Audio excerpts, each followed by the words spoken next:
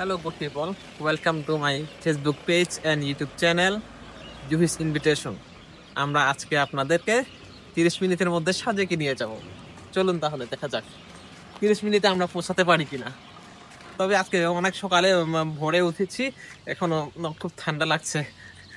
তারপরে আমরা চেষ্টা করব আপনাকে 30 মিনিটের মধ্যে সাজেকে নিয়ে যাওয়ার জন্য। চলেন, লেটস গো।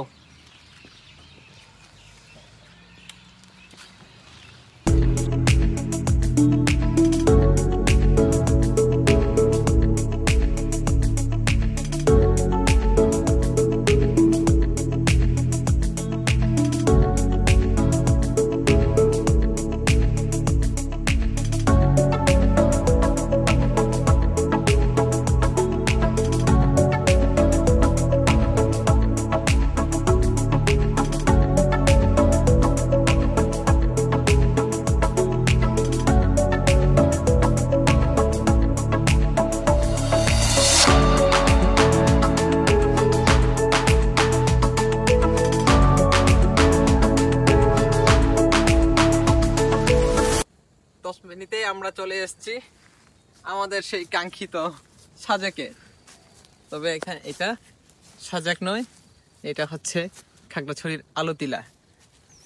আমরা মনে হয় একটু দেরি করে ফেলেছি, যার কারণে আমরা মেঘগুলা দেখতে পাচ্ছি না। মেঘ অনেকটা কমে গেছে সূর্য ওঠার কারণে। বাট আর একটু সকালে আসলে মনে হয় আমরা মেঘ দেখতে পেতাম। তো এখানে যদি এরকম মেঘ দেখা যায় তাহলে আমাদের কোনো প্রয়োজন আছে সাজেকে যাওয়ার এত দূরে? এখানে আমরা সাজেকের ভাইব নিতে পারি। আপনারা দেখতে পাচ্ছেন, এই যে দেখতে পাচ্ছেন মেঘ দেখা যাচ্ছে, কিন্তু প্রচুর মেঘ দেখা যাচ্ছে। যদিও ক্যামেরাতে মেবি তেমন একটা বোঝা যাচ্ছে না যে এখানে মেঘ আছে। আর একটু ভোরে আসলে আমরা আরো বেশি করে মেঘ পেতাম। সাজেকে যেমনটি করে মেঘ দেখা যায় ঠিক সেম ওভাবেই এখানেও মেঘ দেখা যায়। মেঘ উঠে ভোরবেলায় আসলে। দেন আমরা এখন দেখেন, আমরা ঘুরে দেখাচ্ছি আপনাদেরকে।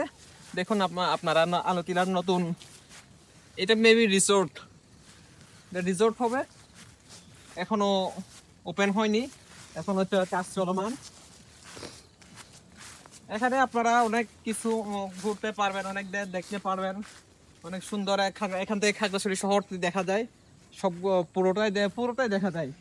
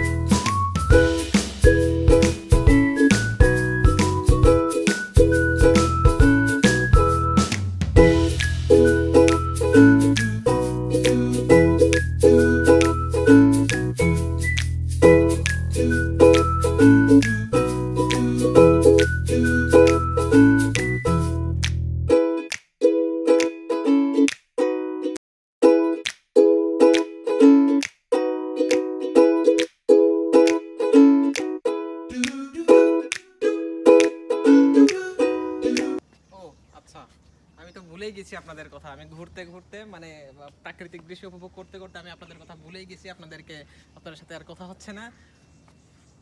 তো দেখুন আপনারা খাগড়াছড়ি এখান থেকে, আমি যেমনটি বলেছিলাম, খাগড়াছড়ি সুন্দর শহরটি দেখা যায় পুরোপুরি। এই পাশে হচ্ছে মেঘ, যদিও সূর্য ওঠার কারণে তেমন একটা বোঝা যাচ্ছে না এখন।